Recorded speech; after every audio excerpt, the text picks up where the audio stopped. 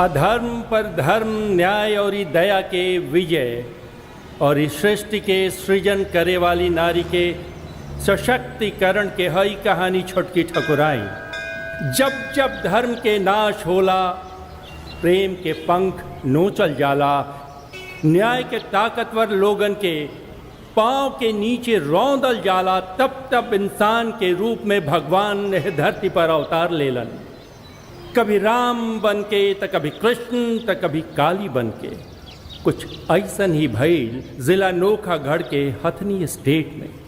एक समय जहाँ हथनी स्टेट में प्रेम और खुशी के राग गूंजत रहे, आज वही स्टेट में स्टेट के वारिस शमशेर सिंह के जुल्म, अपराध, अत्याचार और दरिंदगी रावण और कंस के रूप में ठहाका लगा रहल बा। वह दबंग के खौफ से सबकर जिंदगी मौत से भी बदतर हो गई बा। निराशा और मायूसी के बीच लोगन के मन में एक ही भाव उमड़ घुमड़ रहल बा कि आज भी कोई कृष्ण, कोई राम, कोई देवी, कोई माता, कोई काली अइहे का हमनी के रक्षा करे। कहल बा रात जतना करिया, स्याह और घना होला, भोर उतना ही चमकीला और सुनहरा होला। वक्त करवट लेलस, दया और ममता के मसीहा बना गईली हथनी स्टेट के बहू छोटकी ठकुराइन। सत्ता, शक्ति, संपत्ति और एकता सबके जोड़ के मिटा देली छोटकी ठकुराइन शमशेर सिंह के जुल्म, अपराध, आतंक और अत्याचार के साम्राज्य हथनी स्टेट से। नारी जब तक शांत तब तक गंगा के पावन शीतल धार। उठ खड़ा हो जब विरोध में, तब बन जाए काली के खड़ग कटार। अब का कहीं भैया, घुटनवा में बहुत दर्द हो रहल बा भैया। जड़वा में तो चललो फिरल बड़ी मुश्किल हो गईल।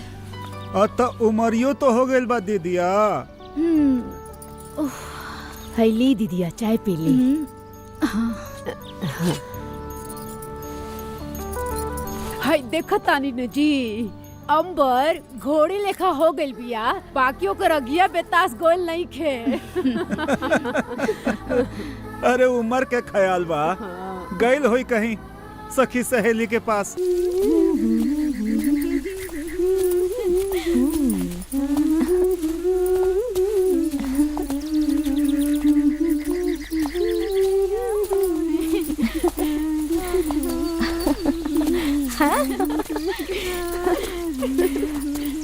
ए सुना, इनका के देखा। अरे अरे क्या देखा? अरे चलो जल्दी।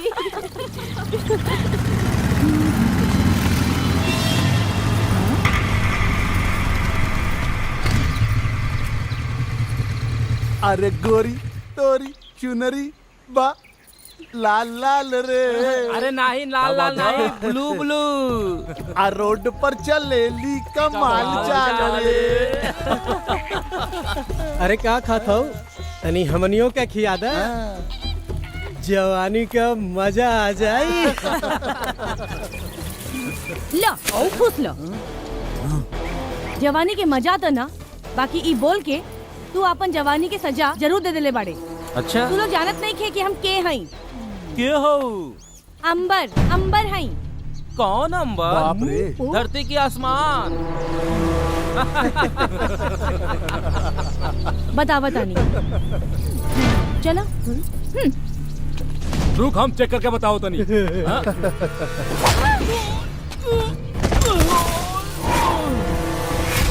मारा इनको लफंगा कहीं के।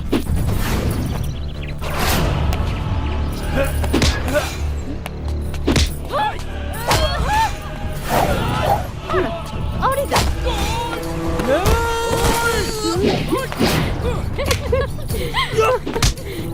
अब मजा आई।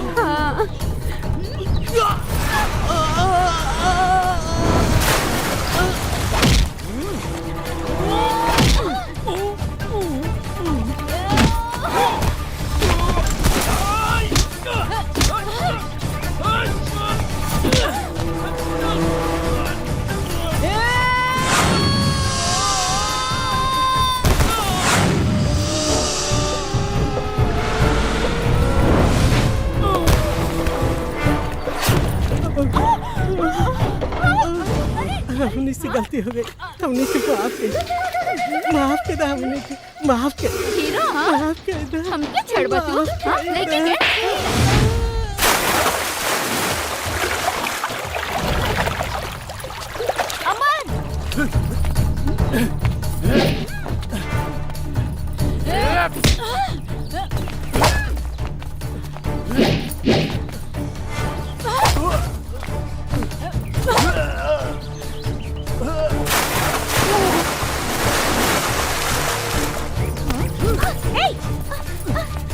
ढेर हीरोइन बनत थाने, आज तो हीरोइन गिरी निकालत थाने। अच्छा ढेर सुनत रहनी हाँ तोहनियों के लफवा गिरी के बारे में। हाँ, आज देखो लेनी आगे से छोड़ के पीछे से वार करता रे तोहरा के तो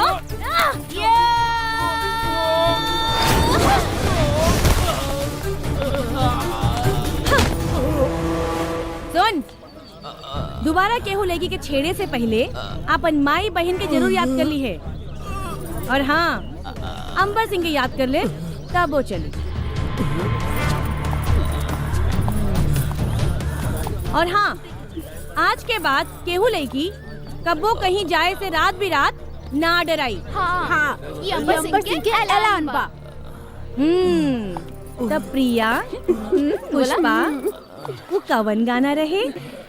अरे लइका चिल्लालन से माल माल रे रोड पे चले चाल रे।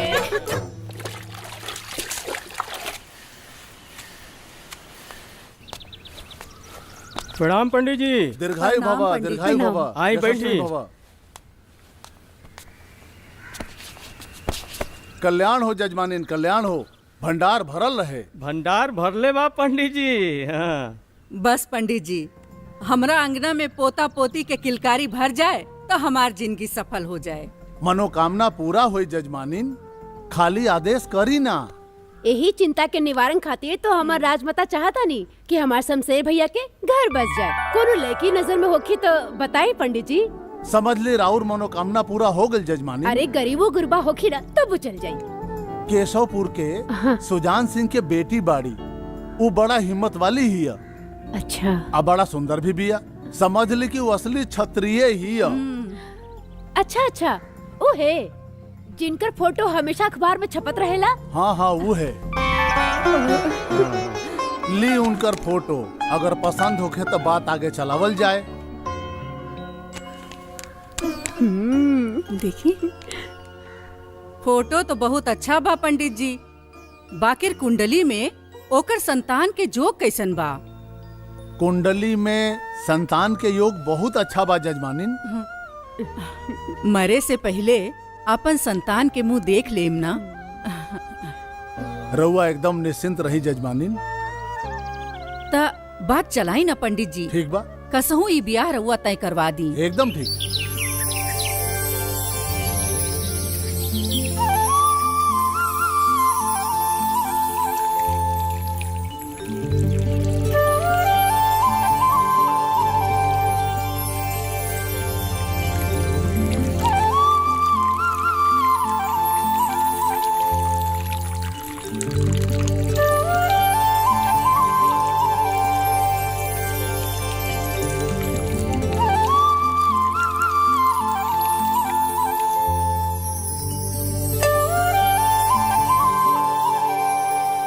हथिनी के एगो लइका बा, नाम है शमशेर सिंह।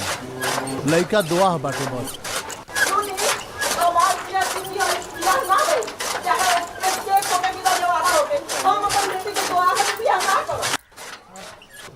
शारदा त का भइल? लइका तो है नु बा, उम्र दर नइखे नु। 16 बरिस में बियाह भइल। हाँ। आ 2 बरिस के बाद ही मेहरारू मर गइल। हाँ। तो ओकरा के का गिने के बा? रउआ कैसन पंडित जी हैं जी? रउआ कहे के मतलब बा कि हम अपन बेटी के गर्दन में सौत के टीका पहना दी। अपन सेनुर टीके से पहले वो अपन सौत के टीको जिंदगी भर। अरे दुल्हन ये मत सोचा, लड़की के ब्याह शादी में लड़की के जिंदगी के सुख देखल जाला। तोहार लड़की ओइजा राज करी। ये मत भूला कि वो लोग स्टेट है लोग। हमरा अपना बेटी के सौत के सेज के सुख ना चाहिए, ना आराम चाहिए, ना चाहिए। हम आनर से बियाह कर दे, बाकी दुआ से कब्बो न करब अपना बेटी के, कब्बो ना। रउआ लोग खातिर हमार बेटी बोझ होगी, पर हमरा खातिर बोझ नहीं के।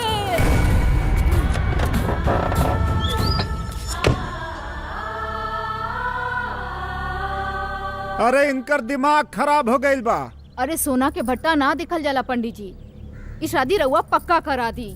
तो समझ जाई बात पक्का जजमानिन। हाँ ठीक बा। राजमाता तो पहले से तैयार बानी।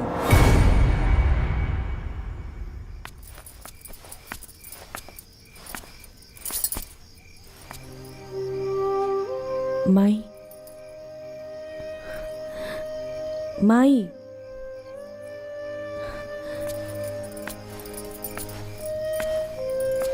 माई माई माई माई मत रोवा, आंसू पोछा, मत रोवा माई। अरे तू ही तो कहत रहलू कि शादी ब्याह ये सब भाग संजोग के बात है। जेकर जोड़ी जेकरा से लिखल रहेला ओकरे से ही होला। सुना, मत रो,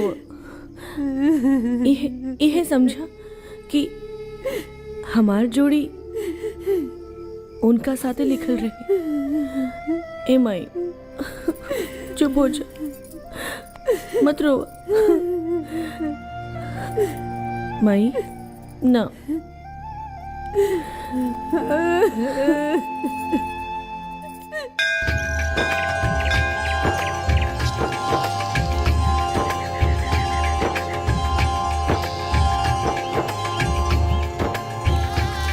मंगलम भगवान विष्णु मंगलम गरुड़ध्वज मंगलम पुंडरीकाक्ष मंगलाय तनोहरि सर्वमंगल मांगल्ये शिवे सर्वार्थ साधिके शरण्ये त्र्यंबके गौरी नारायणी नमोस्तुते। नीलांबुज श्यामल कोमलांगम सीता समारोपित वाम भागम पाणो महासायक चारु चापम नमामि रामम रघुवंशनाथम। श्री कृष्ण गोविंद हरे मुरारी हे नाथ नारायण वासुदेवा। ओम श्री कल्याणमस्तु। अथ पाणि ग्रहण संस्कार संपूर्णम।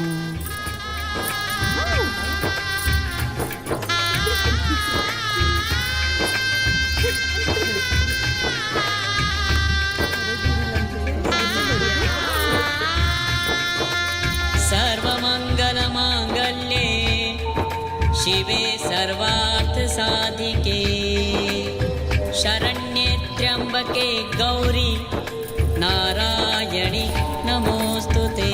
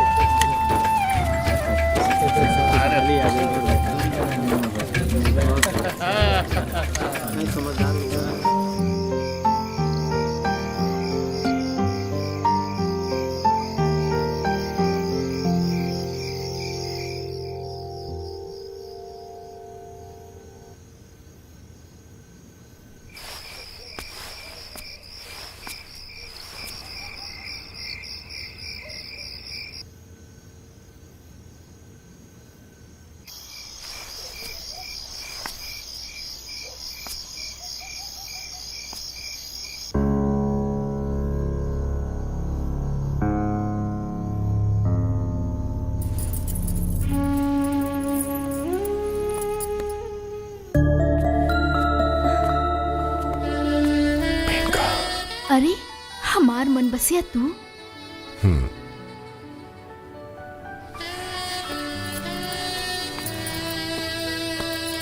हम तो समझ ले रहनी कि हमरा जिंदगी में अब पतझड़ आ गई। अब अब कब हमारी जिंदगी में बाहर के बयार ना बही।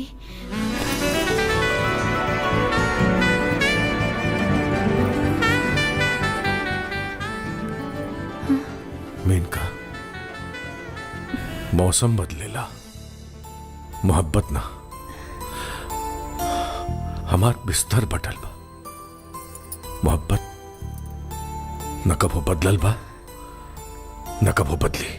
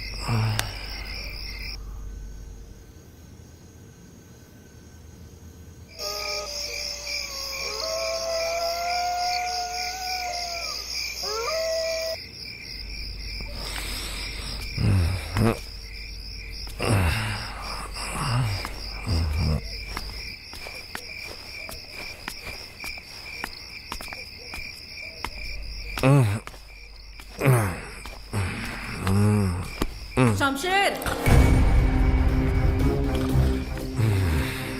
बेशरम, जौना लइका के नईकी दुल्हन आज कोहबर में बैठल होकर इंतजार करत बिया, वो अब घरे आवता। आ गईली एका गंबा। अरे निर्लज, तोरा ई कहा जीभो नहीं खे सटत। कहा था आदमी अपन गलती मानेला और तू? हमार गलती बा मन, हमार गलती बा, तोहार गलती बा। तो ही जानबूझ के हमारा गला में फसरी दिलू भोगा पतो उतारे के खुशी मनावा। आज के बाद हमरा इला गईला पर केहू टोक टाक कैलेस तो ठीक ना हुई। तो सुन ला, जेके ले आयल बाड़ो वहू के बता दा। अरे हम जनती कि हमरा कोखी में जन्म लेवे वाला ऐसन कपूत निकली तो हम जन्मते तोरा के नीमक चटा देले रहते।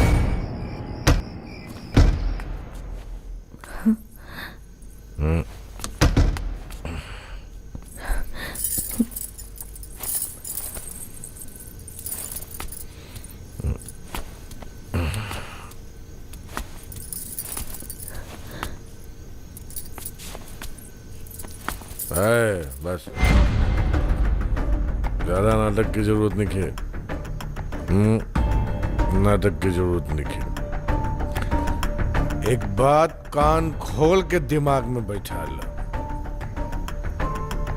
शमशेर सिंह के छोड़ के बाकी सब पर तोहार अधिकार बा। इसे अपना अधिकार के पंजा हमरा पे चलावे की कोशिश मत करिए, काहे कि शमशेर सिंह की जिंदगी पर एक के अधिकार बा। करे रही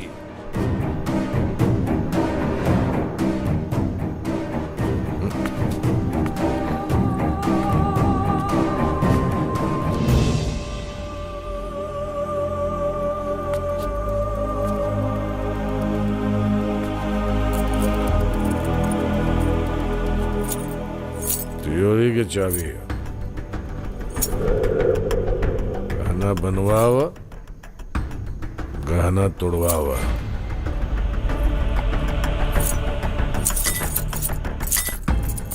इससे ज्यादा कुछ ना।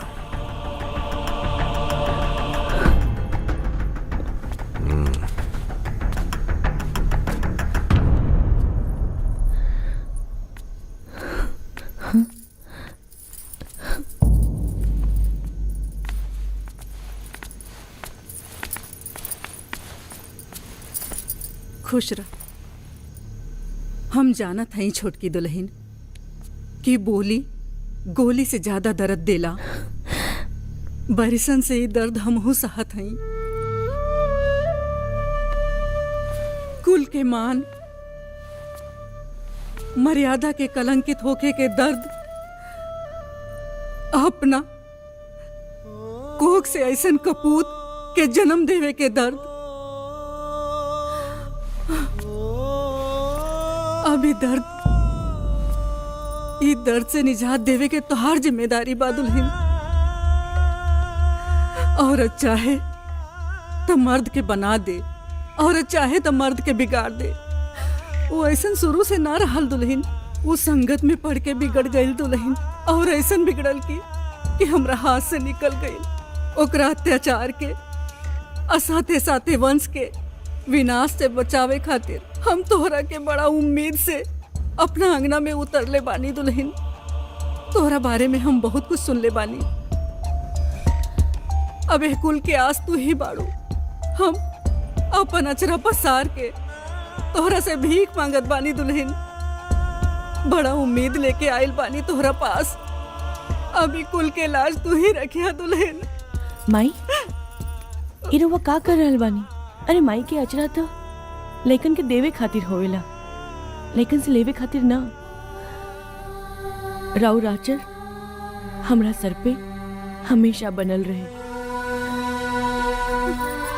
हमें खानदान पे कोनो आँच ना आवे दे। रउआ चिंता मत करी।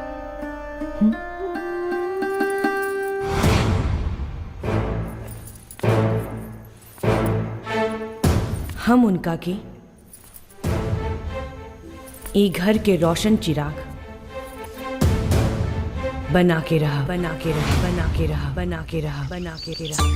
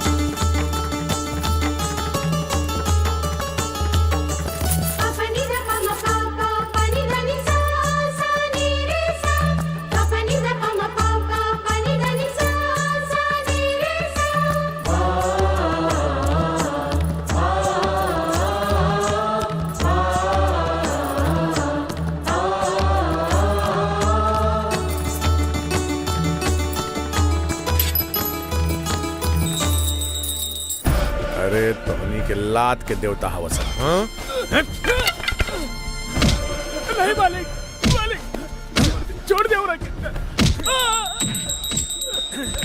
गलती हो गई मालिक, छोड़ दे उरा के।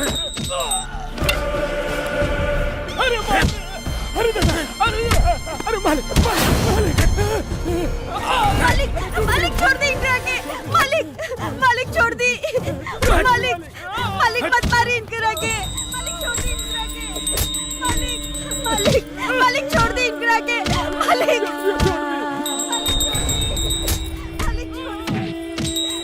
मालिक छोड़ दी इनकरा बोल। के। टाण पर वाला जमीन लिखवे कि ना लिखवे? मालिक मालिक वो जमीन हम अपन बेटी के बिया के खातिर रख ले बानी। माने ना लिखवे? मरते मर जाए मालिक, लेकिन वो जमीन हम रहुआ के नाम ला लिखा। अच्छा तो फिर एकरा जिंदगी के कागज पे मौत के दस्तखत देखी ले। हैं? मालिक मालिक छोड़ दी। मालिक मालिक मालिक छोड़ दी। मालिक मालिक मालिक ना मालिक मालिक छोड़ दी। मालिक मालिक मालिक छोड़ दी। ना लिखवे जमीन बेकहाल कोई बात।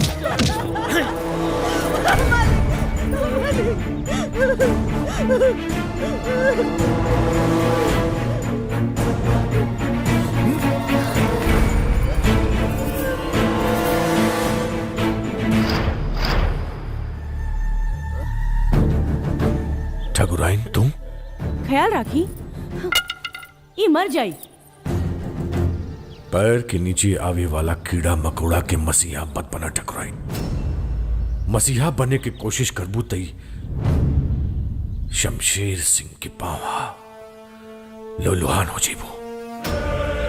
जा अंदर जा और ये अंदर के अपन साम्राज्य समारा। बाहर के साम्राज्य हमारा, ये हमारा के समारे था। ठाकुर साहेब ये लोकतंत्र ह, राजतंत्र ना। गरीब मजलूम असहाय लोगन के आह मत ली, ना तो राउर साम्राज्य ढल जाई। इनका के लेके जाई। एक मिनट, हमरा राह के रोड़ा बन के ठीक ना कैलू हो ठकुराइन। ठाकुर साहेब पत्नी पति के रास्ता में रोड़ा ना बल्कि रोड़ा हटावे ली। और रव्वा सचमुच राजा लेखा साम्राज्य बनावल चाहता नहीं तो रोड़ा ना कृपा बरसाई। रव्वा क्षत्रिय हैं, लोगन के सर पे छाव बनी। हमरा के छत्री धर्म सिखेबू हमरा के। अब देखा हम तोहरा के तोहार धर्म कैसे सिखावता नहीं।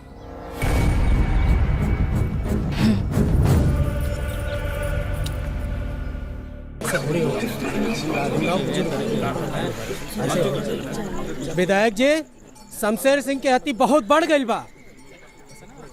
ओकरा के बतावे के पड़ी कि हमनी के चूड़ी नहीं खींचा पहन ले। मतलब तू लोग कानून हाथ में लेबे के चाहता रहा? एकरा सिवा दूसर कौनो उपाय नहीं के विधायक जी। सुरेंद्र भाई ठीक कहा तारे। अपना क्षेत्र में अपना लोग पर अत्याचार होत देख के हमरो खून खोलेला सुरेंद्र। यह मन करेला कि हमहू हथियार उठा ली और शंखनाद कर दी महाभारत के। एकदम सही। लेकिन ई सोच के रुक जाइला कि हम ऊ वंश और कुल के हैं जौन हमेशा कानून और धर्म के साथ खड़ा रहल बा। उहे जुर्म और न्याय के साथ खड़ा रहे वाला वंश के बद कैले बा विधायक जी। जुर्म अत्याचार अन्याय से मुक्ति खातिर जुर्म अत्याचार अन्याय के मिटावल जरूरी बा। औरी हमनी अब ओकरा के मिटा के रहब। तो चलो आज फैसला करिए लेता। सामान तो बढ़िया बुझाता रे, तनी साफ सफाई करे कर ठीक से। जी भैया। अरे मालिक गरबुआ आवत अपन आदमी लोगन के साथे। आवत ओकनी के एजा से कोनो जिंदा बच के ना जा पाई है ना। मारे के गलती मत करिए, विधायक है। शमशेर सिंह, अरे शमशेर सिंह, केने बाड़ा नीचे आवा।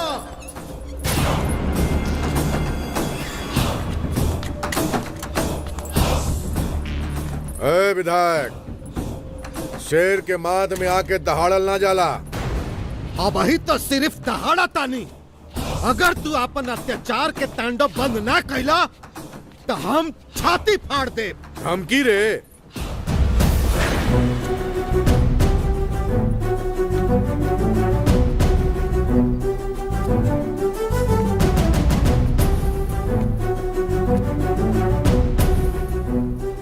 धमकी वो शमशेर सिंह के। धमकी समझला या ज्ञान, बस जौन कह देनी ओकरा ऊपर अमल करिहा, ना त अंजाम खातिर तैयार रहिहा। खून और काल केहू के ना बक्सेला, ना तो तोहरा के बक्सी और ना तुम्हारी कुल के।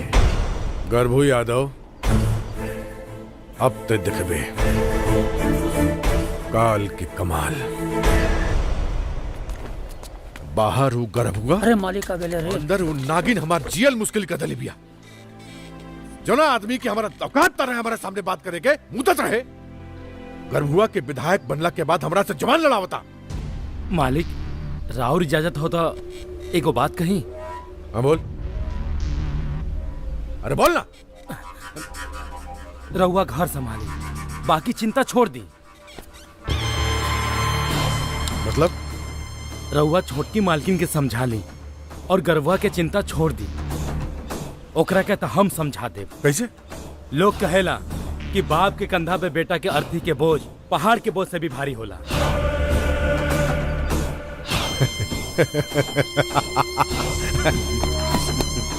शाबाश शाबाश शाबाश। रीढ़ की हड्डी, बुढ़ापा की लाठी। गर्भू यादव, अब तू देख हमरा घोंघा और सितुआ के कमाल।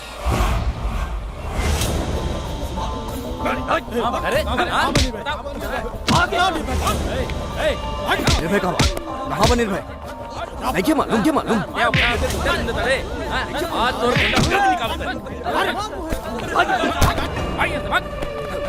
ए काहे परेशान कर रहल बाड़ा तू लोग? हाँ अरे ओकरा का छोड़, एकरा का पका। अरे हीरोइन लगत बिया रे। छुआ मत। छोड़ निर्भय, निर्भय, निर्भय, निर्भय, छोड़ निर्भय, निर्भय। निर्भय पकड़ो ओकरा के।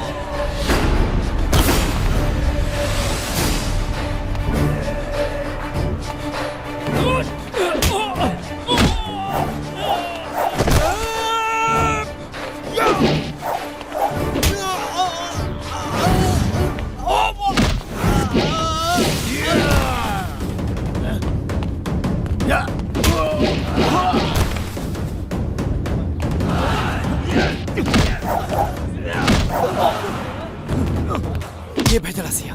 निर्भय छोड़ दो ना तो मर जाई। बोल के भेजला सिया तोरा? बोल। शमशेर सिंह।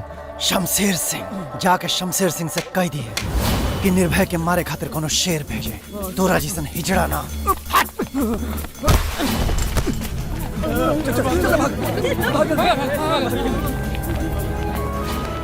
तू ठीक बड़ा ना?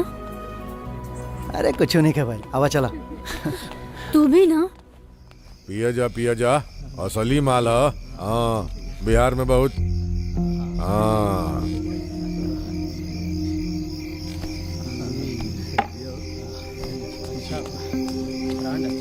मालिक निर्भैया अपन आदमी लोगन के बड़ी मार मारला से।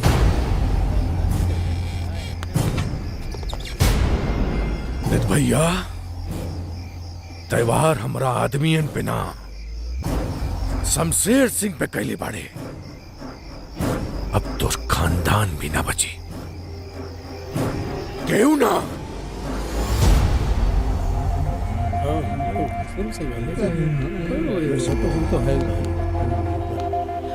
एक्चुअली हम कहत रहनी हो क्या? Good morning sir. Sit down please.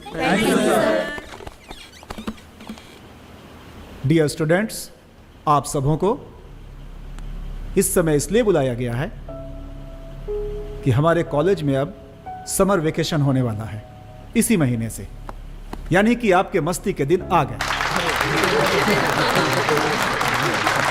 और समर वेकेशन मतलब आप सबकी छुट्टियों के दिन। तो इन छुट्टियों में आप सबकी छुट्टियों को और अच्छा बनाने के लिए जो हमारा प्रोग्राम है, कल्चरल प्रोग्राम, उसमें विभिन्न कार्यक्रमों में भाग लेके नाचेंगे, गाएंगे और थक जाएंगे।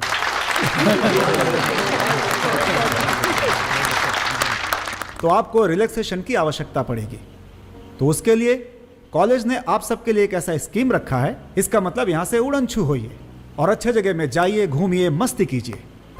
तो आप सब में से जो भी छात्र छात्राएं वेकेशन ट्रिप पर जाना चाहते हैं, उड़न छू होना चाहते हैं, प्रभारी के पास अपना नाम लिखाएं और एंजॉय करें।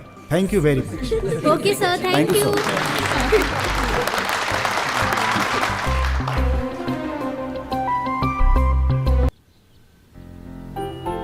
जय हो के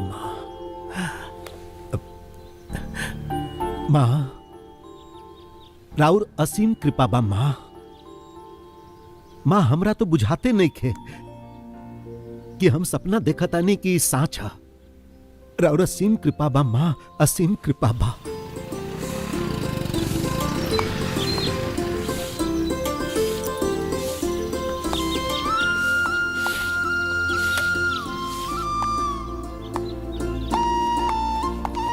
बाबूजी, बाबूजी, बाबूजी।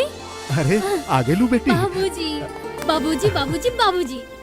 कैसन बड़ू बेटी? हम तो ठीक बानी। बाबूजी ऐसन का देखता नहीं एक टक, जैसे अपना बेटी के पहली बार देख रहल बानी। बेटी के पहला बार नहीं ही देखत। एगो बाप अपन सपना अपन बेटी में फुलात पहला बार देखता। बाबूजी रोआ आंख में आंसू, हमरा से कोनो गलती हो गइल बा का? ना बेटा। ता फिर रउआ की आंख में आंसू काहे? बाबूजी अगर हमरा से कोनो गलती हो गइल होखे ना तो हमरा के डांट ली, हमरा के मार ली। हम आज भी राउर उहे छोट गुड़िया बानी जैसन बचपन में रहली। लेकिन हमरा वजह से रउआ अपना आँखन के, अपना आत्मा के परेशान मत करी, ना तो हम अपना आपके कबो माफ ना कर पाई। ना बेटी ना, ऐसा मत कहो।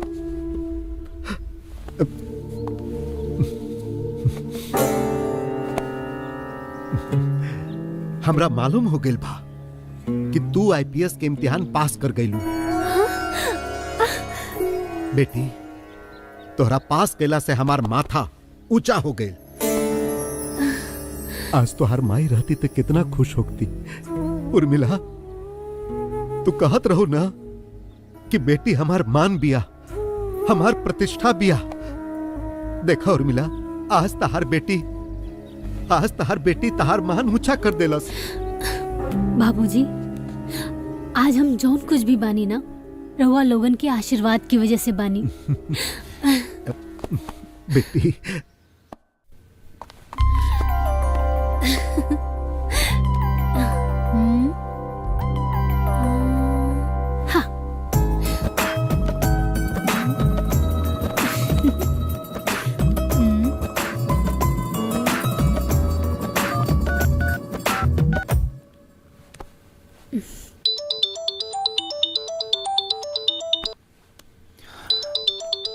शालू।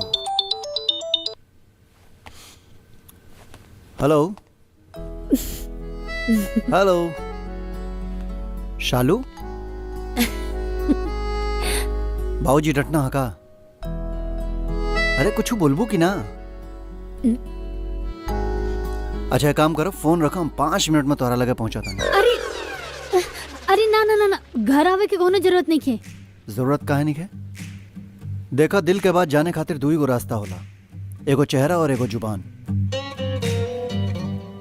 जुबान तो तोहार खामोश बाटे, अब जुबान खामोश बाटे तो तोहार चेहरा पढ़े के पड़ी, और चेहरा पढ़े खातिर तोहरा लगे आवे के पड़ी। हम आवता नहीं।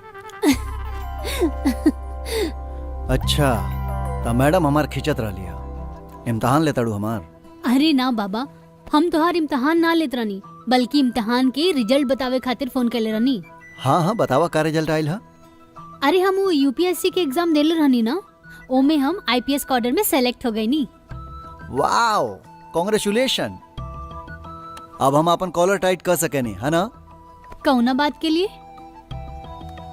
ए बात से कि सजनी भैली कोतवाल अब डर काहे का।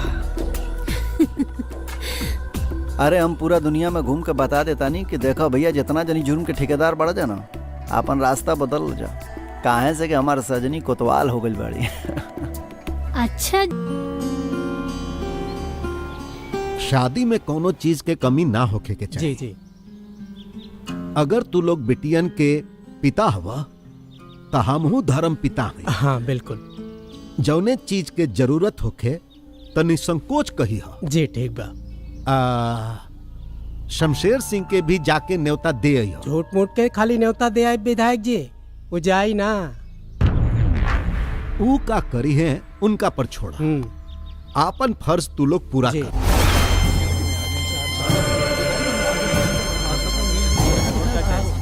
हाँ अच्छा, तो विधायक के सह पर कोर्ट के नोटिस लेके आयल बड़ा सन। नोटिस ना है ठाकुर साहब, ये निमंत्रण है हमनी के बेटी के सामूहिक विवाह के। तो हनी के इतना करे जाओगे रे, हैं? तो हनी के शमशेर सिंह के न्योता लेके आयल बड़ा। न्योता दिहल ना इंसाफी ना है ठाकुर साहब, विदा दी हमनी के विदा करी। विदा तो जरूर करब, लेकिन न्योता लेके ना, टोनी के मौत की नींद सुला के। बस्ती में सामूहिक ब्याह ना, सामूहिक श्राद्ध हुई। सामूहिक श्राद्ध। रे समझ जी, राइफल लेके आओ। अब इन्हें ले आओ तनी। राइफल लेके आओ, बूंदे के 5 साल के सह पर टोनी के 50 साल के राज भुला गिले रे, हैं?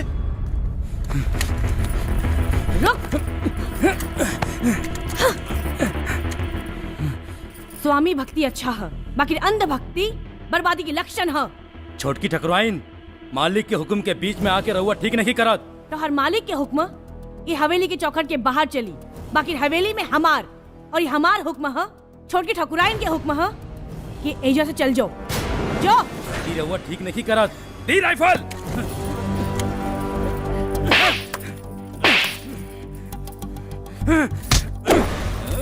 ए, दोबारा सीमा मत लंगी है, ना तो हाथ तोड़ के लेकिन के गुल्ली खेले वाला डंडा बना दे। राइफल तो दूर के बाद चटनी चाटे लायक भी ना रहबे। सुन,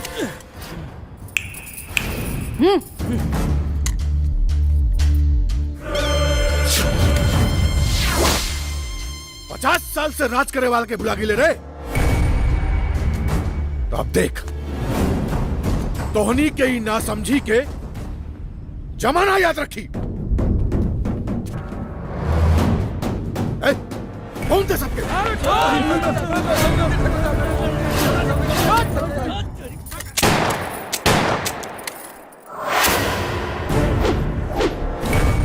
केहू भी आगे बढ़ गई तो तोहनियों के लाश के बिछोना बीत जाई। ठकुराइन है, निशाना अचूक बा। छोटकी ठकुराइन, शमशेर सिंह के रास्ता में आवे का मतलब है मौत के गले लगाना। ठाकुर साहेब, मौत से कमजोर लोग डरेला, पाप करे वाला डरेला, हम ना।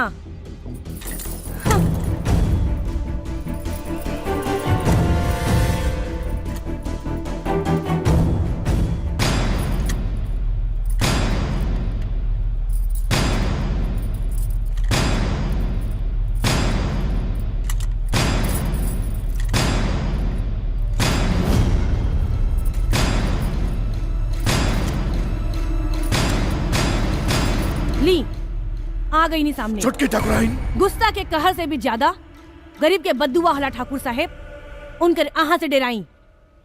छुटकी ठाकुराइन हम राउर पति हई। पति होके के मतलब समझे नहीं रहुआ। बहुत अच्छा तरीका से। ओकरा बाद भी हमारा निर्णय में बाधा पहुंचाओ तारू। ना ठाकुर साहेब, ना हम अपन पति के रास्ता में बाधा बनतानी और ना परमेश्वर के निर्णय में। हम बस अपन पति के पाप में बाधा बनतानी। छुटकी ठाकुराइन जबान कैंची नियर चलाता। लागता कमजोर नस दब गई। चुप हो जा ना तो एजे टेटुआ दबा दे। एक रे अलावा रहुआ कुछ कर भी ना सकीले। बोली का बात है? काहे खातिर आइल बड़ तू लोग? परसों बस्ती में हमनी के बेटियन के सामूहिक विवाह बा छोटकी ठकुराइन, ओकरी न्योता लेके आइल बनी। ठाकुर साहब के तो पता नहीं खे, पर हम जरूर आई। राउर बड़ी कृपा छोटकी ठकुराइन, बड़ी कृपा। जाई। चला लो चला।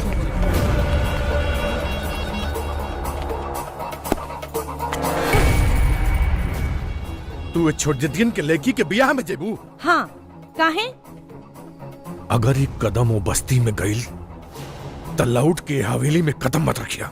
भुलाई मत कि हवेली पे हमरा उतने अधिकार बा जितना के राउर। रउआ अगर गरीबन पर अत्याचार कर सकीला तो का हम उनका के आशीर्वाद दे सकीले? जेकर जैसन सोच। तोहरा आशीर्वाद के हम अभिशाप में ना बदल देनी तो हमार नाम शमशेर सिंह ना।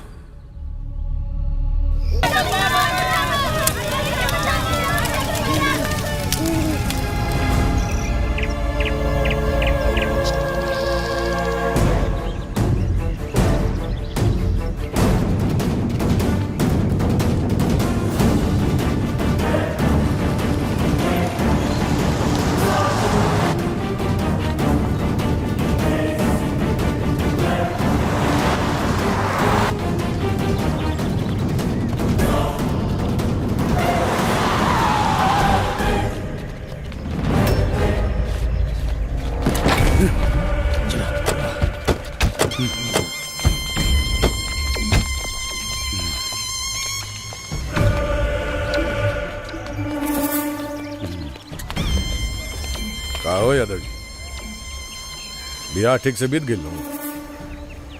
हाँ, बहुत अच्छे से बीत गई। बाकी कहे के बाकी बियाह के मातम में बदले के तोहार साजिश बहुत अच्छे से नाकाम हो गई। गर्भू यादव, शमशेर सिंह, पाप के कंठ में उतना ताकत नहीं खे कि वो धर्म और इंसाफ के आवाज के दबा दे। हम कह के जाता नहीं कि अपना के समेट ला घोंघा के तरह खोल में, ना तो अंजाम बहुत बुरा होई। सत्ता शांत बा तो एकर मतलब ही मत समझ लिहा कि वो शक्तिहीन बा। मालिक, चला लोग, हुकुम दी। सिरवाह के खाइल कर, तातल खैबे नू मुंह जर जे। चलो सुनो,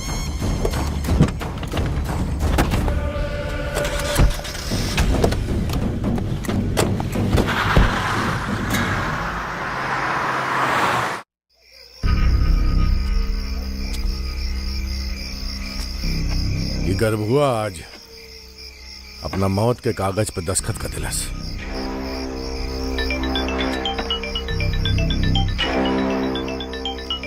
ये ससुरा ये टाइम काहे फोन करा था?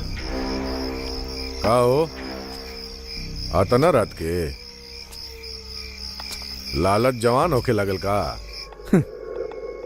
हम लालची ना, पर कुत्ता जरूर हैं। यही से अपन वफादारी निभावतानी। बुझावल मत बुझावा, साफ साफ बोला। जौन कुर्सी के नीचे बैठ के तू कुकर्म करत आ रहा, वो कुर्सी चल गई। केकर कुर्सी चल गई? हमार कुर्सी चल गई, और केकर कुर्सी जाई? और सुन ला, अब से जौन भी तांडव करे के होई तनी सोच समझ के करिया।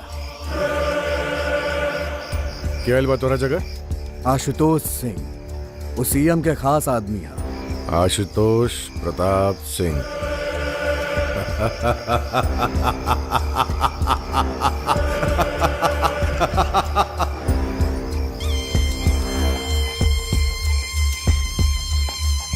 खादी और खाकी से तो हमार बहुत पुराना रिश्ता।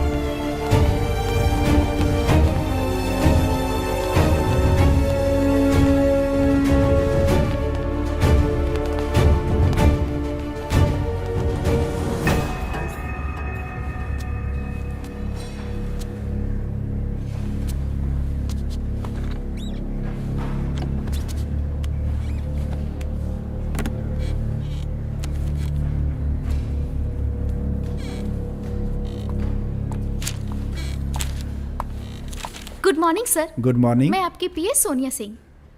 सर ये वो फाइल्स हैं जिस पे आपको सिग्नेचर करने हैं।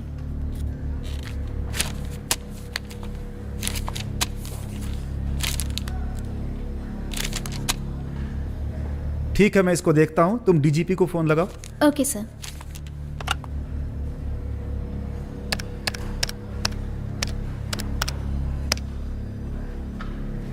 गुड मॉर्निंग सर।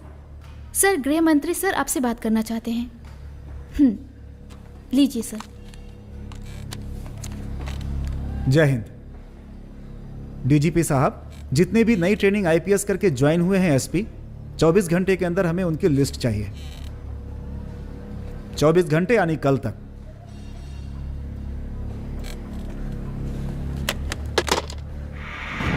सर राज्य में कानून व्यवस्था दिन प्रतिदिन बिगड़ती जा रही है और पुलिस प्रशासन अपने हाथ पे हाथ धरे बैठी हुई है।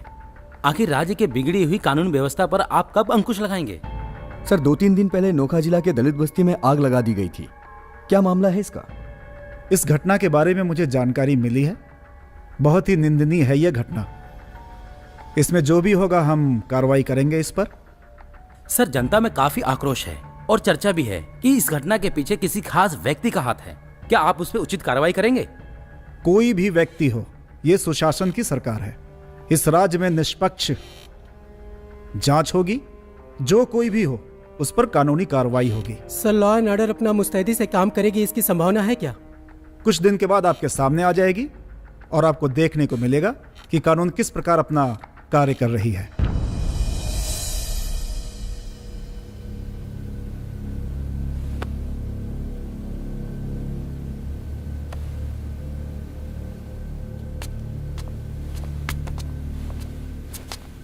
प्रणाम। प्रणाम।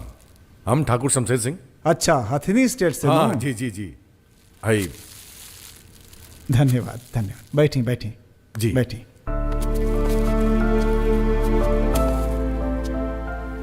जी असल में बाप दादा के जमाने से ही खानदान के परंपरा रहल बा कि केहू नया मंत्री संतरी आवेला तो हमने के स्वागत सत्कार करे पहुंच जाएंगे। रउआ परंपरा निभाव तनी बहुत खुशी के बात बा। जी जी जी। राउर गृह मंत्रालय के पदभार संभालना के खुशी में घर पे एगो पार्टी रख ले बानी। चाहता नहीं करे हुआ अपना विभाग सहित आई तो स्टेट की भाग जाग जाई। रउए इलाका में 3 दिन पहले आपके बस्ती में आग लग गई रहे ना शायद समय विभाग में। जी जी जी। चलिए जरूर आई हम। यही बहाना बस्ती के हालचाल कम से कम आके ले ले। अरे बहुत बहुत धन्यवाद। प्रणाम। जी नमस्ते। जी अच्छा चलो तनी। 1 मिनट है जो डिब्बा डिब्बी लेके आयल बानी उपहार समझ के एकरा के लेते जाई। अब जी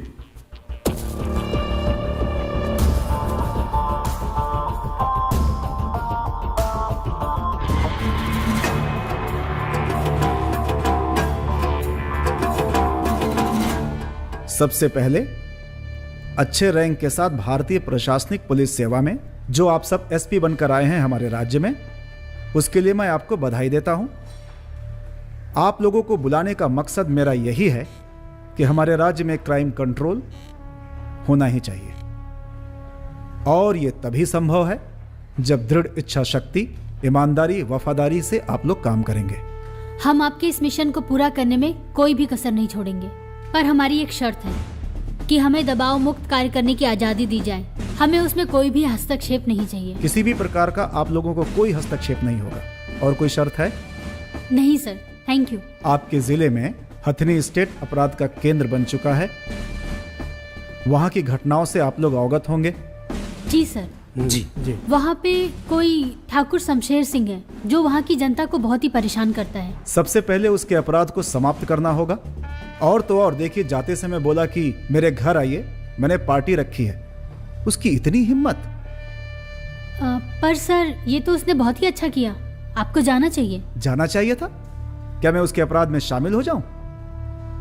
सर उसने आपको अकेले नहीं बुलाया है, अपने पूरे विभाग के साथ में बुलाया है, यानी कि आपकी पूरी मिनिस्ट्री, और आपके विभाग में तो हम सब भी आते हैं। तो सर मेरे पास एक आइडिया है।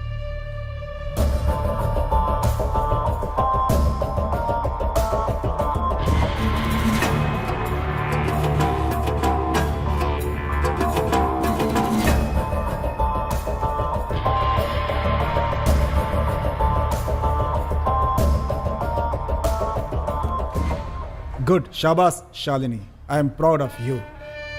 Thank you sir. Thank you sir. जय सर।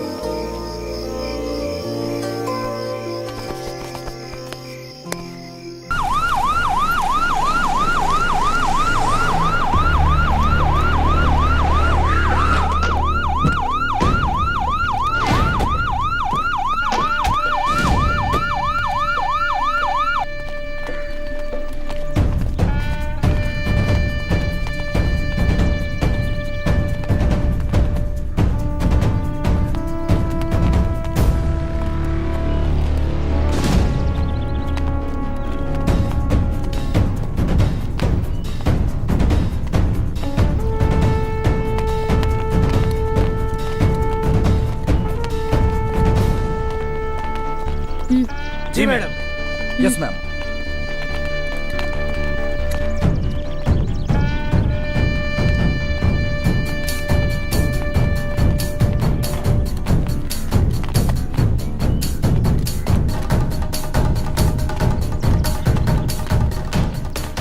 अरे लावा हम मदद तनी बीड़ी पिया। रोज रोज पीड़िया महंगा लगा कौन हो? ए, इधर आओ। जी मैडम। शमशेर सिंह कहाँ है? हमरा के नहीं मालूम। तोहरा के नहीं मालूम? सच कहा रानी मैडम, हमरा नहीं पता। हट।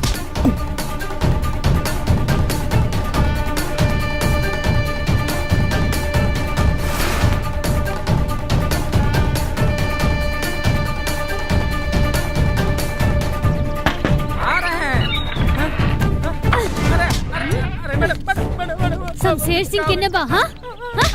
पकड़ा करके लेके चलो। अरे बाबू, अरे छोड़िए, कुछ नहीं है।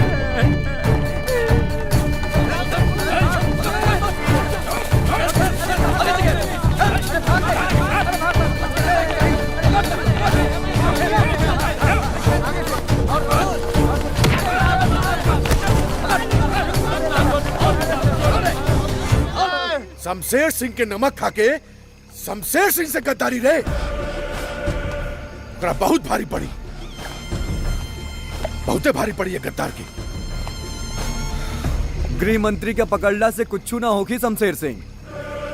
आओ मंत्री जी, तार मंत्री पद के कुर्सी के तसूरज अस्त हो गई, फिर एजा उदय होके खातिर काहे आ गिला? सलाह देवे आयल बानी तहरा के, काहे की पकड़े के बा तगरबू यादव के पकड़ा, अपन असली दुश्मन उहे हा, ओकरा के शांत करा।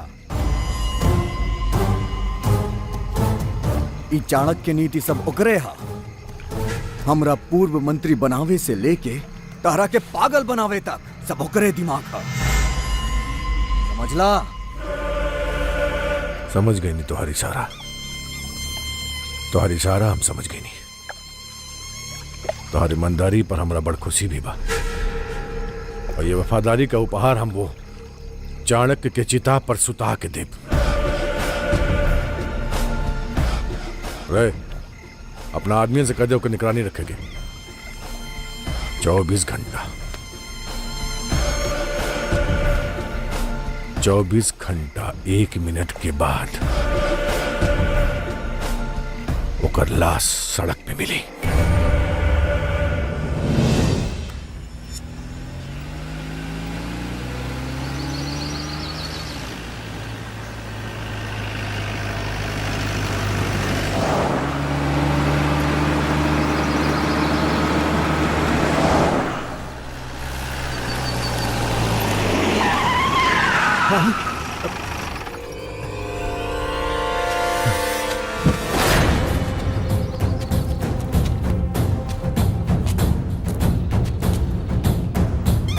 चला रे, मार साले के गोली, भागा, मार मार गोली, मार मार मार, भागा, मार गोली, साले का विधायक, मार मार रे गोली, रुक रे, पहले हम मारा।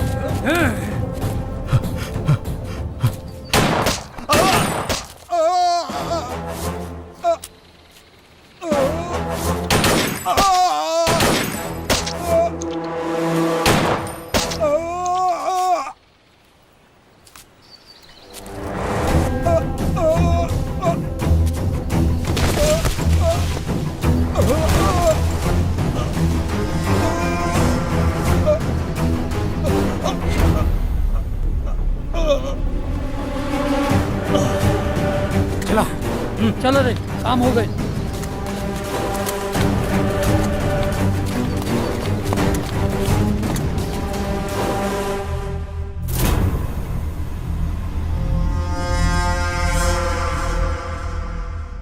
गर्बू यादव, गर्बू यादव, गर्बू यादव, गर्बू यादव, गर्बू यादव, गर्बू यादव, गर्बू यादव, गर्बू यादव, गर्बू यादव जिंदाबाद, गर्बू यादव जिंदाबाद।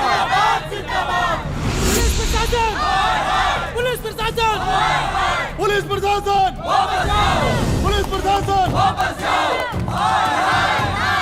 पुलिस प्रशासन, पुलिस प्रशासन, पुलिस प्रशासन, पुलिस प्रशासन, पुलिस प्रशासन, पुलिस प्रशासन, पुलिस प्रशासन, पुलिस प्रशासन, पुलिस प्रशासन, पुलिस प्रशासन,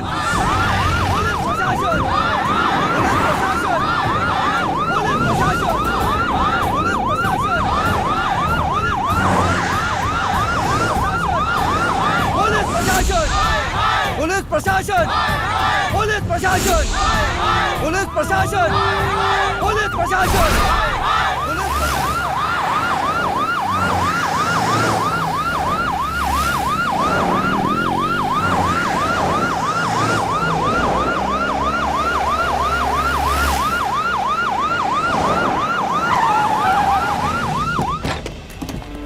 मंत्री गृह मंत्री गृह मंत्री गृह मंत्री गृह मंत्री गृह मंत्री गृह मंत्री गृह मंत्री गृह मंत्री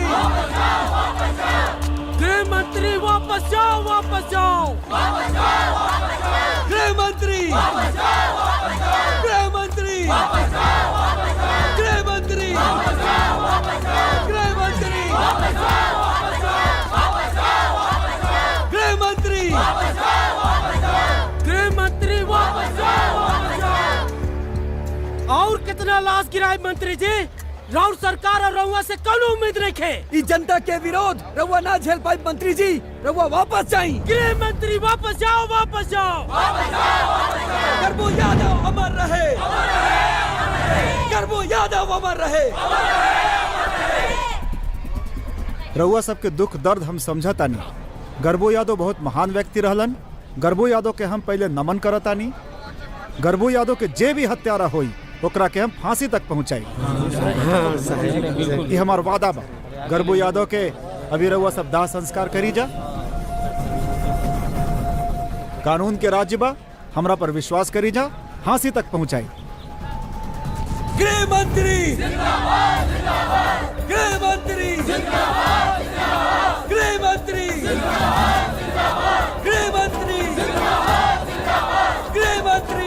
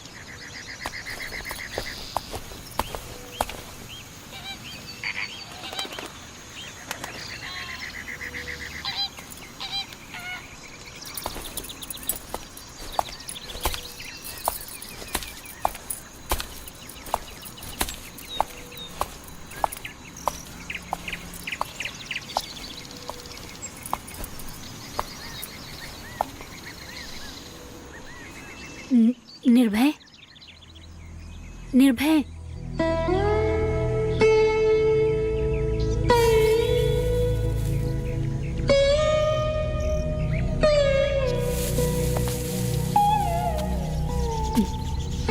शालिनी, अब तो साया के पीछा कल बंद कर दो। साया तो हम है जे अपन आकृति के पीछा कबो न छोड़ेला। हमरा जिंदगी के अब कोनो भरोसा नहीं है। तोहरा सामने एगो बहुत ही सुनहरा भविष्य बा। हमरा नाम के स्लेट पर लिखल अक्षर की तरफ मिटा द शालिनी। काश, काश की निर्भय नाम कोनो स्लेट पे लिखल अक्षर होई। इ त हमरा दिल पे लिखल पत्थर के लेखा अमिट बा, जौना बड़ा से बड़ा तूफान भी एकरा के ना मिटा सकेला। ना मिटा सकेला तो तू मिट जेबू शालिनी। मंजूर बा, काहे कि जिए खातिर जान चाहिए, जान खातिर अरमान, और अरमान के फुलाए खातिर तो हर मुस्कान चाहिए।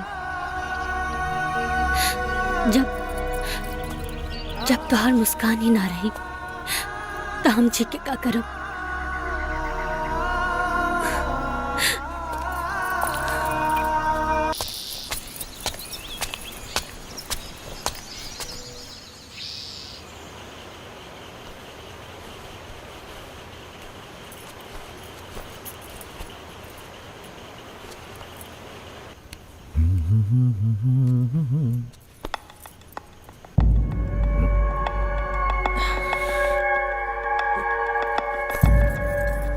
इका प्यार के हार, जेकरा सामने बड़ा बड़ा धुरंधर पंडित हार जाले, बड़ा बड़ा तपस्वी ऋषि मुनि पिघल जाले। पिघलावे खातिर आंच में गर्मी चाहिए, अदा के गर्मी। तका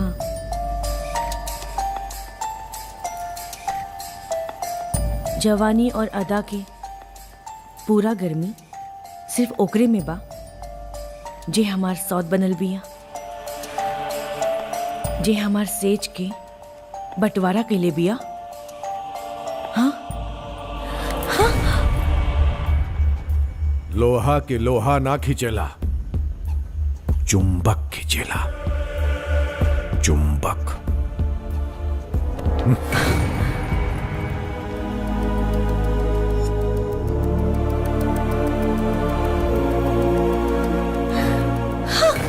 लोहा के लोहा ना खींचेला, चुंबक खींचेला, चुंबक। लोहा के लोहा ना खींचेला, चुंबक खींचेला, चुंबक।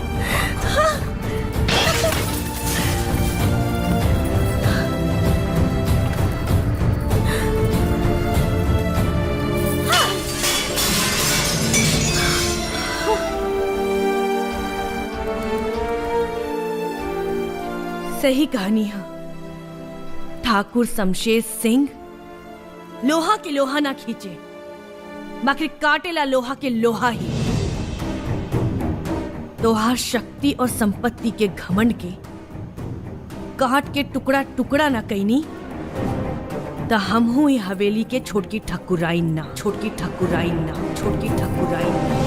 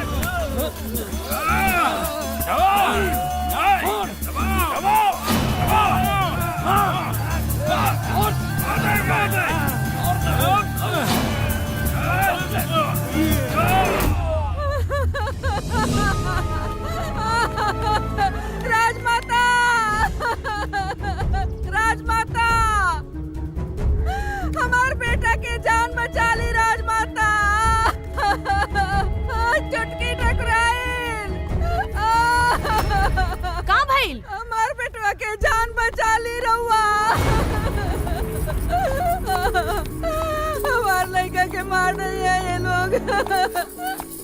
अपन सुहा के हमार बेटवा के मारे से रोक ली छोटकी ठकुराइन। हमार बेटवा के जान बचा ली छोटकी ठकुराइन। पूरा बात बताई कहाँ भइल? हमार मांग तो उजाड़िए देले। रवा हमार को कुजड़ा से बचा ली।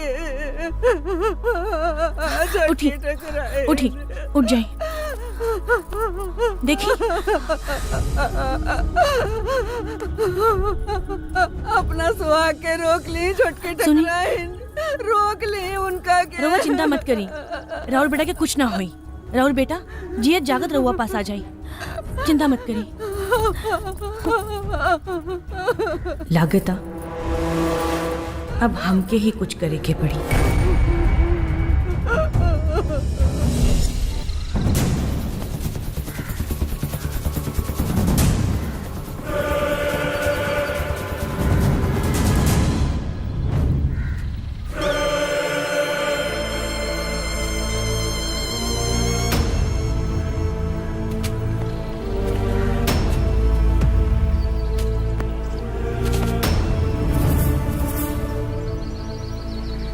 भय नहीं की रे हमार, निर्भय नाम है हमार।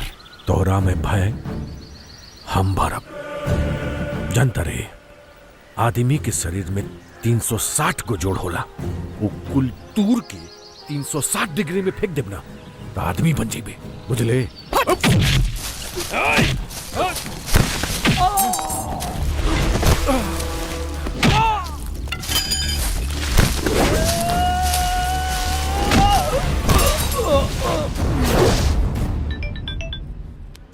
जी हम हथनी स्टेट के छोटके ठकुराइन बोलतानी।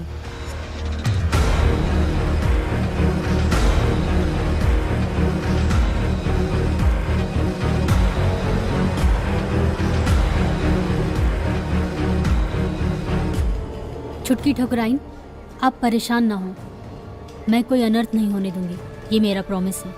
बहुत बहुत धन्यवाद।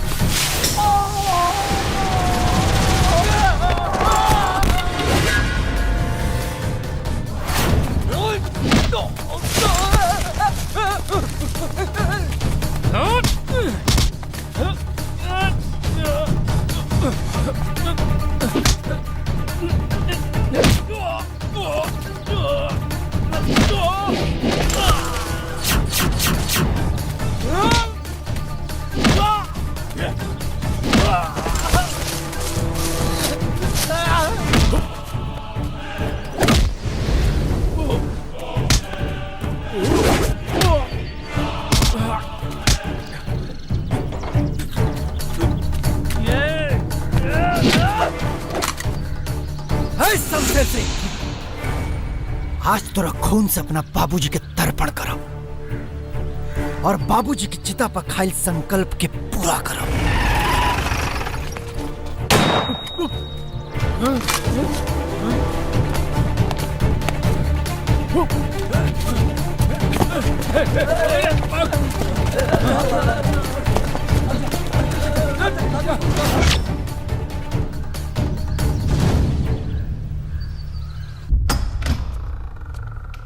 जी प्रणाम। जी धन्यवाद। एजा कैसे आयल बनी शमशेर सिंह? जी बस यह पूछे खातिर आयल नहीं कि कृपा दृष्टि बनल बनू बात समझनी ना हम तो हार। वो टिकटवा अभी ले फाइनल ना भइल तो कौनो कीमत पे रउआ के टिकट ना मिली। अब जी पार्टी फंड में पैसा देवे खातिर तैयार बानी। इस सिनेमा के टिकट ना है कि जे चाहे वो खरीद ले। ये पार्टी का टिकट है, सेवा के टिकट है, ई भाव के टिकट है, जनता के टिकट है। जे सेवा करेला ओकरे के टिकट मिलेला, समझला? ये टिकट ना मिली जाए जा से। मंत्री जी एगो रउरे पार्टी ना हा, 36 गो पार्टी बाड़ी और 36 गो टिकट देवे वाला। 36 गो टिकट लेके दिखाई। प्रणाम।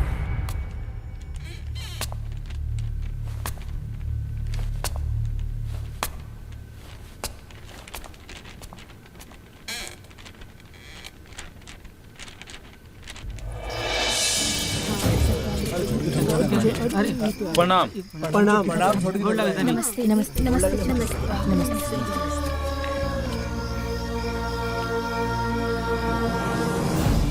बताई हमके यही जगह है बुलौनी है। जी बातें कुछ ऐसन रहे जे रउआ के बुलावे के पड़ल। हमनी पूरा गांव वाला चाहत है कि अब की चुनाव में रउए खड़ा होई। चुनाव में और भौजी खड़ा होई है, ई ना हो सकेला। हाँ, चुनाव और हमरा से ना, हमरा के राजनीति में मत घसीटी जा। अरे रज्जो भौजी बाड़ी, उनकरा के खड़ा कर दी ना।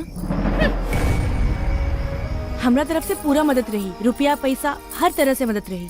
एकर मतलब रउआ भी नहीं के चाहता नहीं कि हमनी के कबो दुख तकलीफ अत्याचार से मुक्ति मिले। पहले ही दिन से बुदना के कोड़ा के मार से रउआ बचाऊ नहीं। करबू काका के भी उ सब दिखावा रहा। देखा, हम जोना दर्द में जिए तानी ओकरा के दिखावा मत कहा।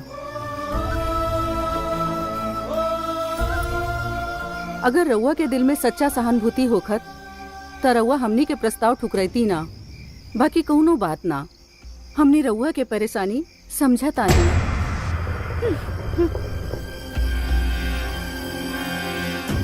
जल में रह के मगर से बैर, सबके बस के बात ना हा। बस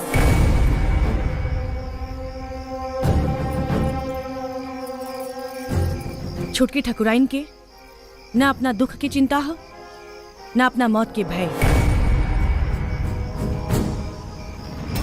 अगर रउआ लोग के लागत आ कि हमरा चुनाव लड़ला से रउआ सब लोगन की जिंदगी में खुशहाली आ जाई तो ठीक बा, हम चुनाव लड़े खातिर तैयार बानी।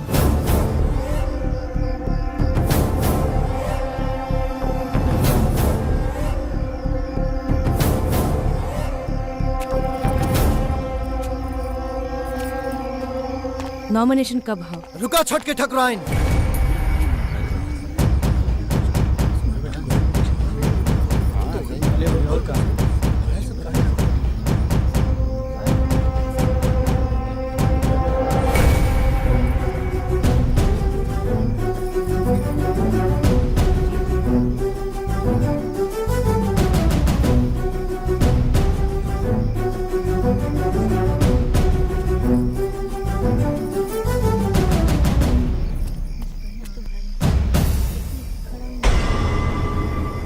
अभी तक न हमरे बाप के चिता के आग ठंडा भइल बा, न हमरे सीना में दहकत बदला के ज्वाला।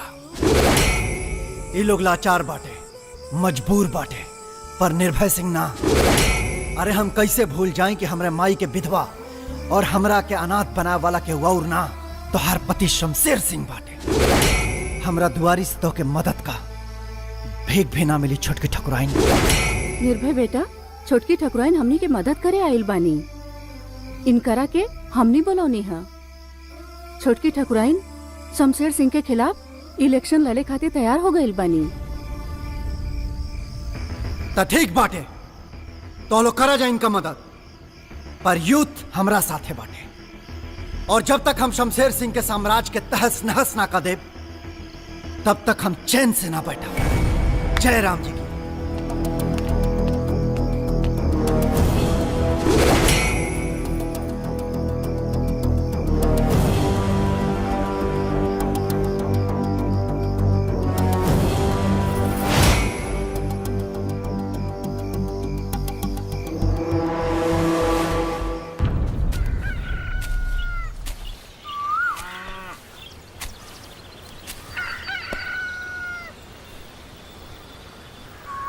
निर्भय का सोच रहल बड़े बेटा?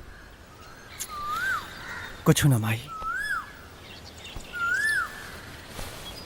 बेटा तारा के छोटकी ठकुराइन के मदद करे के चाहिए। सुन माई, जेकर मरद हमरा बाबूजी के मरवावलस, तू ओकर मदद करे कहता रे? ये हमसे कभी ना होई, कभी ना होई। बेटा तार बाबूजी हमेशा सत्य के खातिर लड़लन, असत्य के खातिर ही उनकर जान चल गई। आज छोटकी ठकुराइन भी सत्य के खातिर ही लड़ रहल बानी। तोहरा के उनकरा मदद करे के पड़ी। तारा अपन माई और बाबूजी के कसम बा, बाकी तहार मर्जी।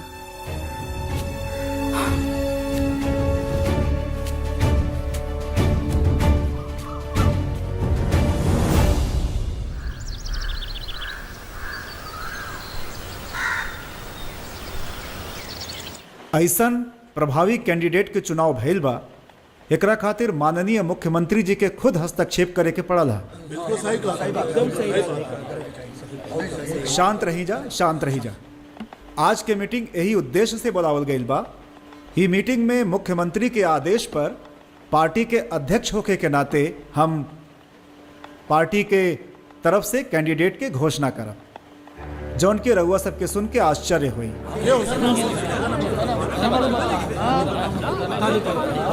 मंत्री जी, ऐसन केकर नाम बा जेके सुन के लोग आश्चर्य करी हैं? शमशेर सिंह के। मंत्री जी, पार्टी का आप गुंडा लोग के टिकट दी। का नेताजी, हमनी के पार्टी के बीच में कोनो ऐसा योग्य उम्मीदवार ना रहे का नेताजी, ई फैसला से तो सरकार की छवि धूमिल हो जाई। शमशेर सिंह के पत्नी के टिकट देला से न सरकार के प्रतिष्ठा धूमिल हुई, न पार्टी के प्रतिष्ठा धूमिल हुई, न मुख्यमंत्री के प्रतिष्ठा धूमिल हुई। ओ मतलब टिकट छोटकी ठकुराइन के दिहल जात बा? छोटकी ठकुराइन के टिकट देवे के इरादा एकदम जायज बात है। ई तो बड़ा निमन फैसला बा नेताजी, पर का वो अपने पति के खिलाफ खड़ा हुई है? बात हो गई बा। उम्मीद बा कि छोटकी ठकुराइन चुनाव लड़ी हैं। नेताजी ऊ खड़ी हो जाई हैं तो शमशेर सिंह के जमानत जब्त हो जाए। तो फिर आज से रउआ सब पार्टी के नया उम्मीदवार जे छोटकी ठकुराइन बाड़ी, उनका जितावे खातिर कमर कस लीजा, काहे कि पार्टी के प्रतिष्ठा के बात बा।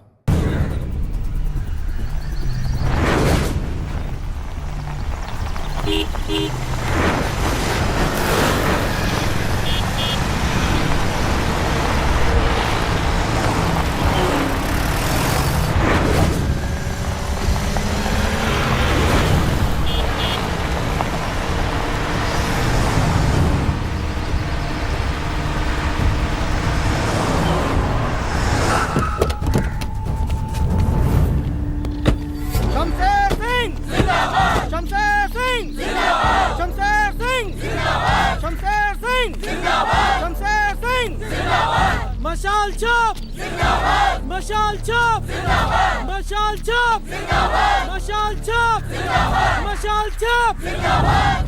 जीतेंगे भाई, जीतेंगे, जीतेंगे भाई, जीतेंगे, जीतेंगे भाई, जीतेंगे, जीतेंगे भाई, जीतेंगे, जीतेंगे भाई, जीतेंगे। प्रणाम बाबूजी। नमस्ते, अब? नमस्ते, नमस्ते। हाँ, हमनी के रहुए के पक्का वोट नू? करब जा। हाँ, पक्का। हाँ, हाँ, पक्का। ऐ शाबाश। ओ ले ले ले ले ले। हमारा नेता चल। कैसा हो? हमारा नेता कैसा हो? हमारा नेता कैसा हो? हमारा नेता कैसा हो? प्रणाम बाबूजी। अब वोट दिया ही नू? हाँ, पक्का नू? हाँ, सब ठीक। हाँ, ख्याल से। ठीक बा। हाँ, रहुए के वोट दिया। जरूर, जरूर। चल, चल। हमारा नेता कैसा हो? हमारा नेता कैसा हो? आओ प्रणाम। करा के वोट देबा? रहुए के दिया मालिक। पक्का नू? हाँ।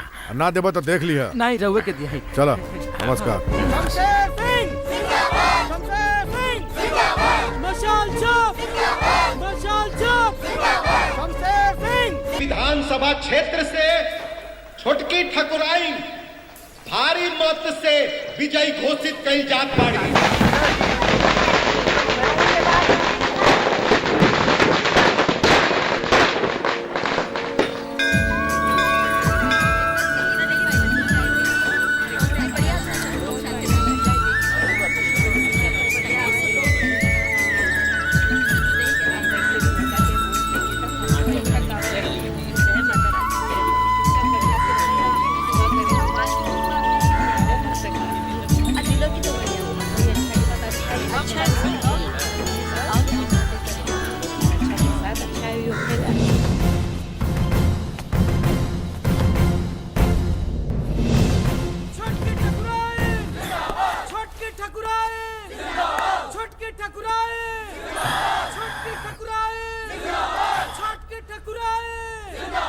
अरे खिड़की दरवाजा बंद कर, जल्दी जल्दी बंद कर खिड़की दरवाजा। ठाकुर साहब, है जो जिंदाबाद की आवाज आवता, कहीं देख रहा के बंद करा दी। जवन करे के बाद जल्दी कर। हाँ। बाकी वो गेट के भीतर ना होवे की चाहिए। जब ठाकुर साहब, शोर के बंद करावल नामुमकिन बा। नामुमकिन के मुमकिन करे हमके आवेला।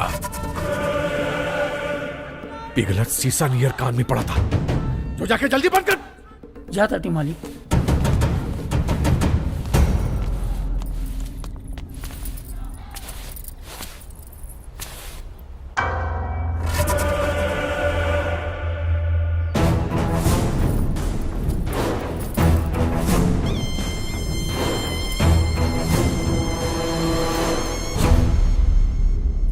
आज के दिन भी डांट। हम कितना बदनसीब बानी कि इतना शुभ दिन पे, जहां पूरा गांव समाज हमरा जीत के जश्न मना रहल बा, वहां हम अपना घर में ही हार गई नी। ओहो, अपना पति के सामने। पति मत बोल, पति मत बोल अपना जबान से तू। मजबूरी बा। अब आपन पति के आपन विरोधी तो ना कह सकीले। आशीर्वाद दी। नौटंकी ना, नौटंकी ना, नौटंकी ना, ना नौटंकी मत कर।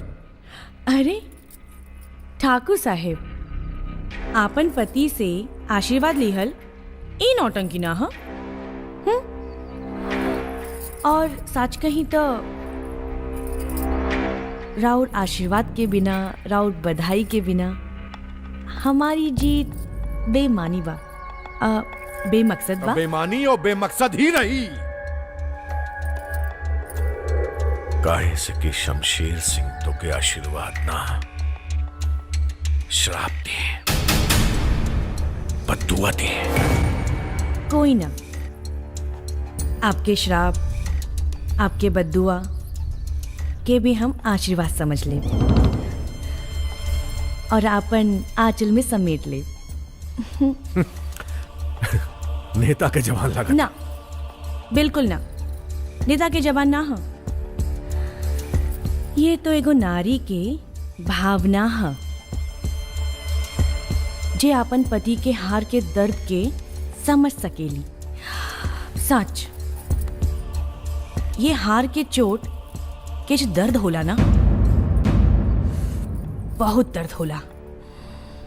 कोई ना, रउआ हमरा जीत के जश्न में शामिल हो जाई, सारा दर्द मिट जाई। जवन पत्नी अपना पति के विरोध करे, ओके पत्नी ना, कलंकिनी कहल जाला। कलंकिनी जवन दर्द तू एजा देले बड़े ना, ओके मिटे ना दे, पाल के रखब, जिंदगी भर पाल के रखब, ताकि भविष्य में तो के सूद सहित उपहार दे सके।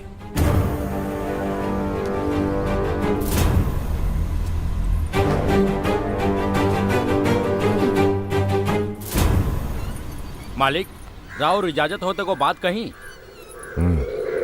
रउआ छोटकी मलकान पे बेकार बिगड़ गई है और और पत्नी है, ये हथनी स्टेट के महारानी है। उनके जीत पे तो रउआ के बधाई देवे के चाहिए। दुश्मन के बधाई तुम्हें कहता रे हैं? दुश्मन ऊ नहीं खी, दुश्मन केहू और बा जे रउआ के खिलाफ उनकरा के इस्तेमाल कैले बा।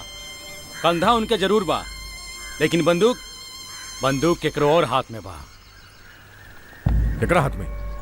होम मिनिस्टर और पार्टी अध्यक्ष के असली दुश्मन तो वही दोनों बाड़ा सन। बर्बाद करे के बा तो ऊ दोनों के करे। ओकनी के बर्बादी तो दुनिया देखी। परसों विधायक के समान समारोह बा। मालिक ओजे सबे केहू जुटी जा।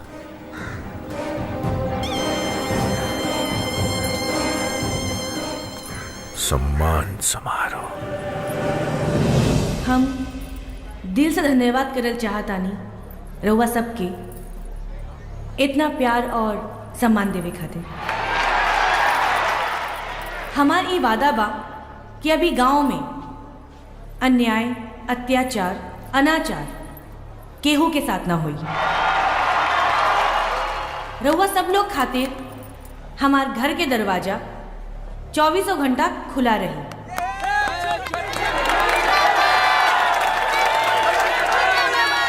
हमरा अफसोस बा कि जवन गांव वाला के जमीन हमरा पति के पास गिरवी बा वो हम ना दिला सकीले। बाकी ओकरे बदले हथनी स्टेट के पूरा जमीन हमें गांव वालन के नाम करतानी, जेकर कार्रवाई बहुत जल्द शुरू हुई। आपन आशीर्वाद ऐसे ही। धन्यवाद।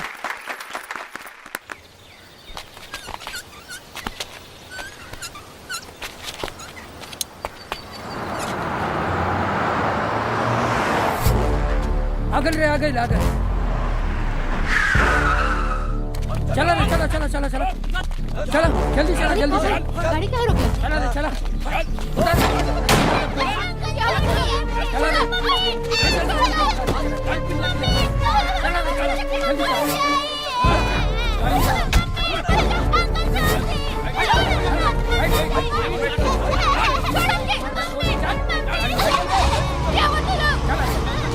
बैठा बैठा बैठा जल्दी करा। बैठा गाड़ी। चला रे गाड़ी बढ़ा।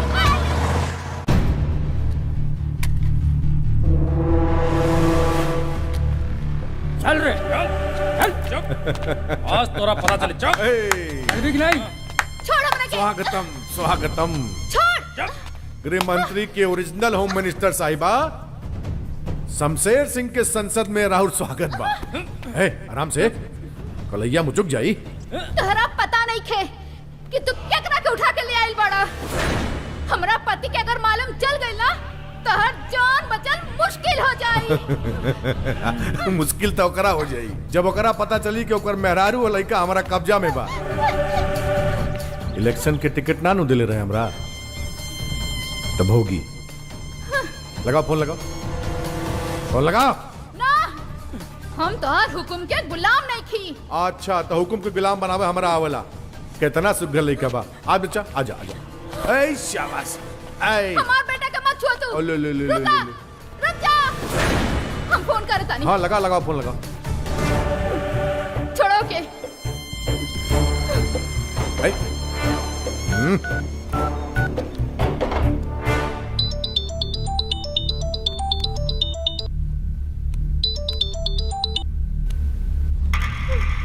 अरे है ना कावेरी, कावेरी तू ठीक तो बाड़ू ना कावेरी?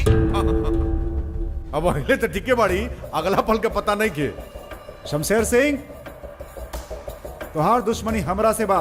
खबरदार जे बाल बच्चा के हमरा कुछ भइल त छोड़ब ना हम तोहरा के।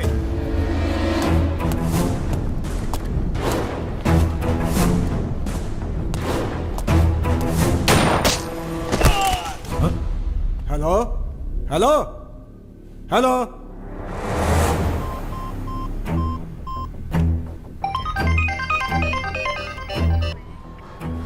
जय हिंद सर। जय हिंद।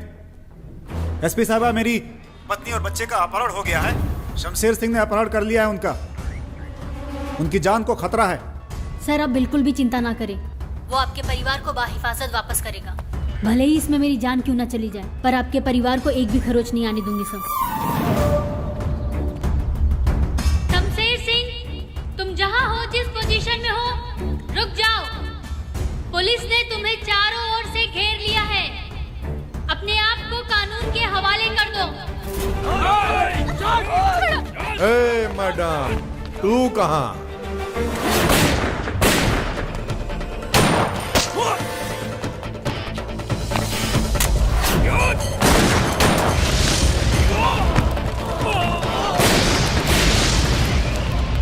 एसएसपी साहिबा, वापस लौट जा, ना तो हमरा अंगुरिया के एक इशारा से खोपड़िया का मलिद्दा फट जाई।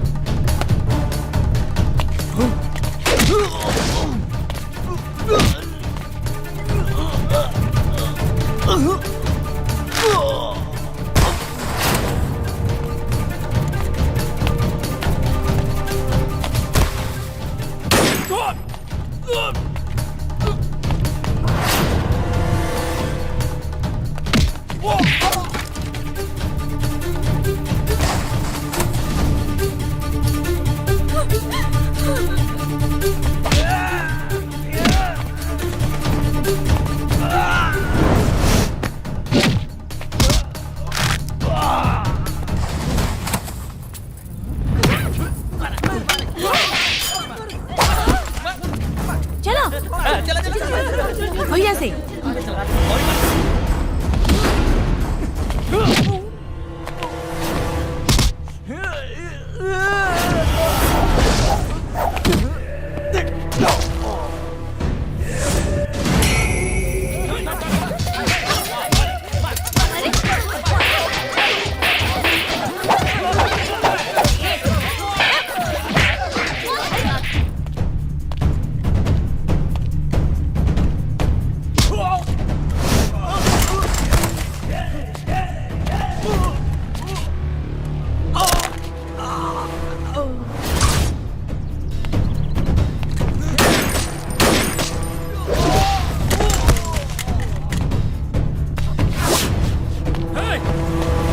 गले लेकिन बच के ना जा पाई बे। हाँ, आज तोरा का ना छोड़ा, समझ ले।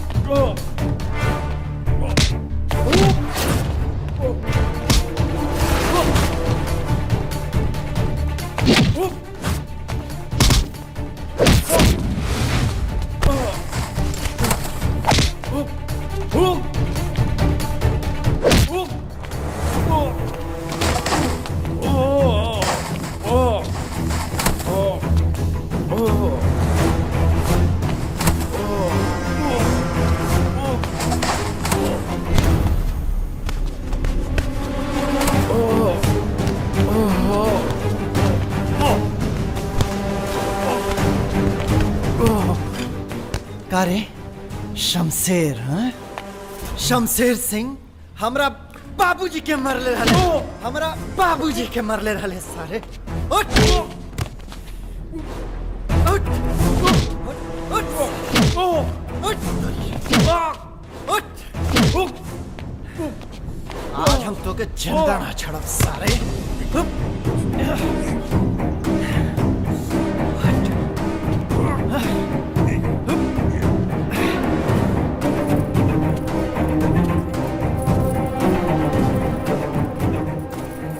शमशेर सिंह, तू हमरा बाबूजी के मरवले रहले ना, आज तोरा जिंदगी के खेला खत्म।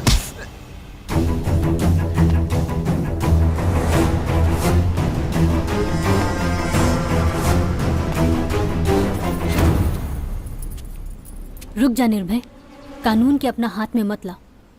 जौन गलती ई कइले बा ऊ गलती तू मत करा, न त इकरा में और तोहरा में फर्क रह जाई।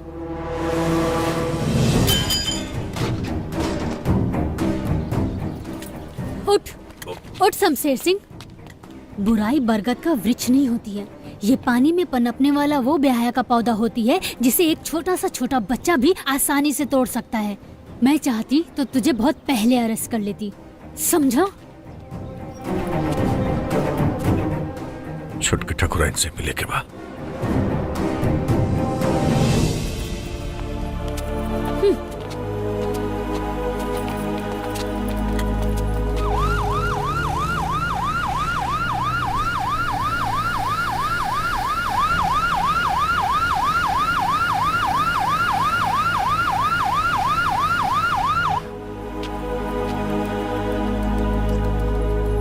कौन मुझसे माफी मांगी? माफी हमरा से ना, माफी ई गाँव वालन से मांगी।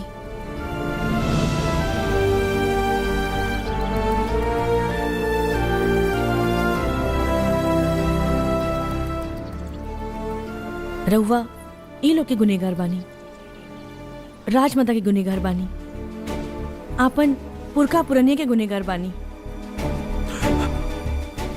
हम समझी ना पौने की लोग के तनाशा बन के ना, बल्कि रहुआ नियर दिल पे राज करके बनल चला।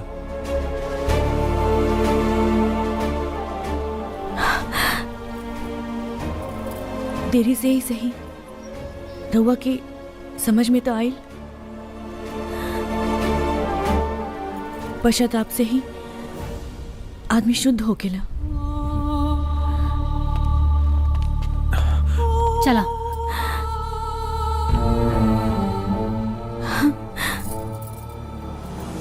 हम इंतजार करब, एगो नया जीवन की शुरुआत करे खातिर हम इंतजार करब। छुटकी ठाकुराइन,